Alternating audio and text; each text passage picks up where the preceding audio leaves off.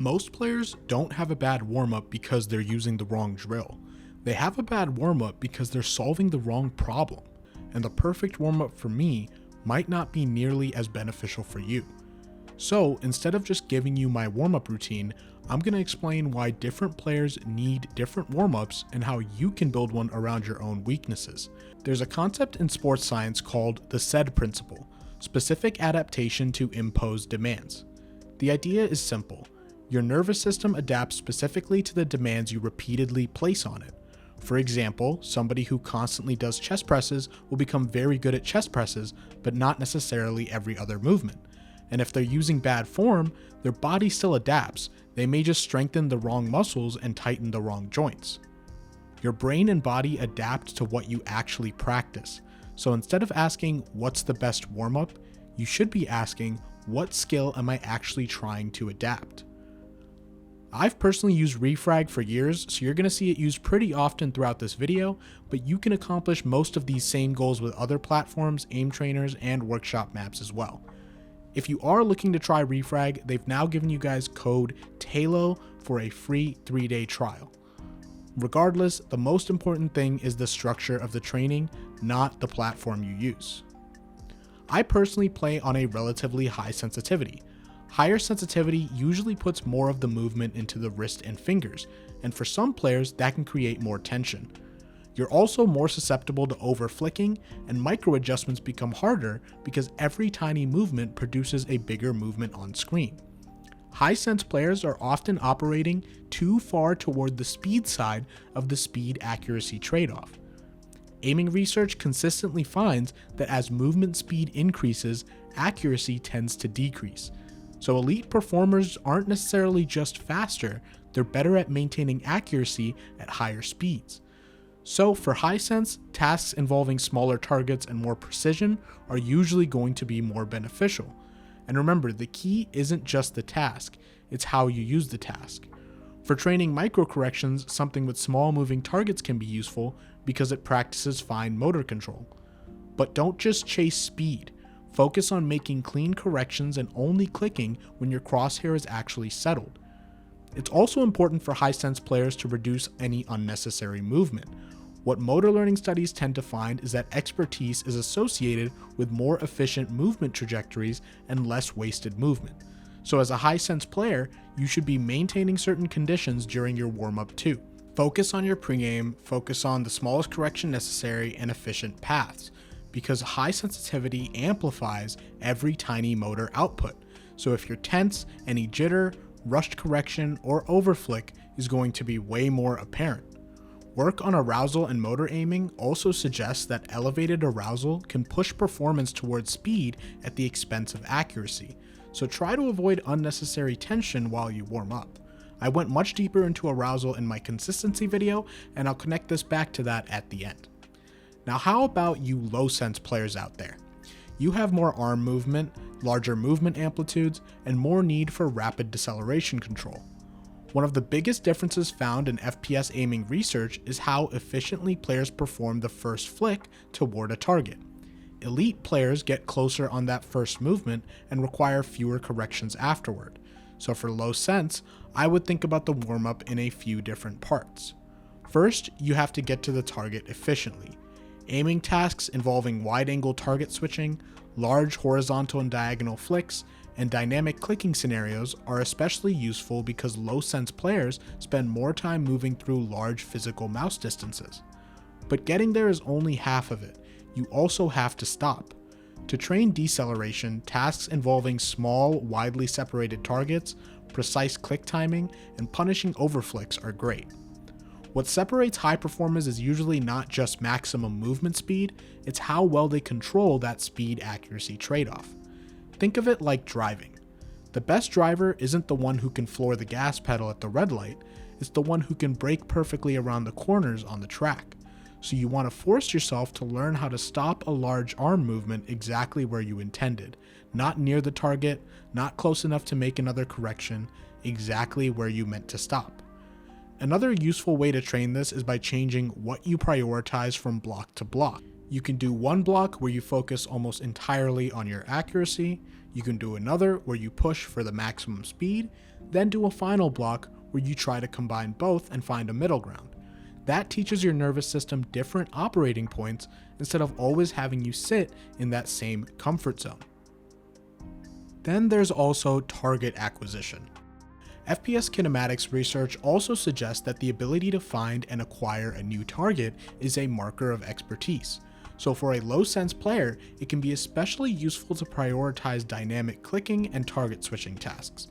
You're not just practicing the final click, you're practicing identifying a new target, starting the movement, covering the distance, and stopping accurately. Now before moving on from mechanics, grip style can matter too. I don't think grip should completely determine your warm-up, but it can give you a clue about where your stability comes from. Fingertip grip gives you more freedom for tiny finger adjustments, but usually less structural stability. So if you use fingertip and tend to get shaky, small target precision and controlled micro adjustment tasks may be useful. Palm grip, on the other hand, gives you more contact and stability, but less independent finger movement. So palm players may benefit more from wider corrections and tasks that force them out of that stable comfort zone. Claw sits somewhere between the two, but tension can become the bigger issue. If your claw gets too tight, your corrections become jerky and your spray control can fall apart. Again, grip style doesn't decide your entire warm-up, it just helps you identify where your control may be breaking down. Now going back to the said principle, sensitivity and grip aren't the only things you can train around. Your role can matter too. If you solo queue or play more casually, this may not completely apply to you because you often find yourself filling multiple roles, like one game you're entering, the next you're lurking, and sometimes if you want to win, you have to adapt because you can't rely on teammates. But if you're playing on a team or even in a solid 5-stack, your role becomes much more defined. That's where role-specific training starts to make more sense. An entry has to deal with unexpected targets, multiple threats, and fast target acquisition. Your crosshair placement is basically a prediction of where contact is going to happen, but the important part is what happens when that prediction is wrong. So entry players should be training more target switching and reactive scenarios. You want tasks that force you to go from planned clearing into an unexpected fight. An op, on the other hand, is a little more obvious. If you're an op player, you should have at least some op warm-up too. Most people think oppers mainly need flicks, but in reality, op shots often rely on timing windows. With a rifle, you can sometimes correct a mistake after the first bullet, but with an op, one bad timing decision can lose the fight immediately. So, holding discipline and reaction timing become more important rather than flashy flicks. Lurkers gain advantage through timing, positioning, and information, and when aim is required, it's often an unexpected duel or an isolated duel. A lurker might wait a long time and then suddenly get one fight that decides the entire round. So it's important for lurkers to train crosshair placement, isolated fights, and reaction to wide or unexpected peaks. Of course, things also change when you're overstimulated. If you've seen my consistency video, you've heard me talk about the Yerkes-Dodson law. To sum it up, too little arousal hurts performance, too much arousal hurts performance, and somewhere in the middle is the sweet spot. Overstimulated players usually aren't lacking speed, they're lacking inhibition, they're lacking a brake pedal. So if you're already in a higher arousal state, the solution probably isn't another drill that rewards chaotic speed. It's something that forces control, something that punishes rushed clicks, something that makes you wait for the crosshair to settle before shooting. Because at the end of the day, no one can perfectly manage their arousal every time they play. So sometimes you have to plan around the state you're already in.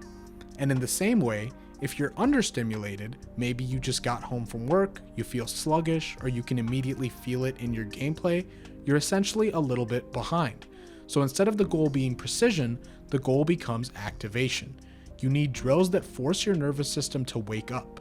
You want aiming tasks involving faster and more reactive scenarios. The goal becomes getting your system moving.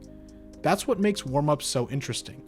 The same drill can be incredibly useful for one player and completely wrong for another, not because the drill changed, but because the player changed. And that leads into what I think is the biggest overall mistake players make when building their warmups. They use the exact same routine every single day, regardless of what they're actually struggling with. So before you even start your real warmup, hop into a deathmatch. But don't just run around mindlessly shooting, try to notice what's actually getting you killed. Were you missing easy shots? That's probably a precision error. Were you getting caught off guard? That may be an activation or target acquisition error. Or was your crosshair placement forcing you to make corrections in every duel? That's a pre-aiming error. Use this first segment as a way to diagnose your aim for the day. Then have different drills in your arsenal for different situations. You also can do this by analyzing your performance from the day before, but that's probably more useful for identifying long-term weaknesses than deciding exactly what you need that day, because your state of mind can change from one day to the next. Now, one thing I think players completely overlook is their eyes.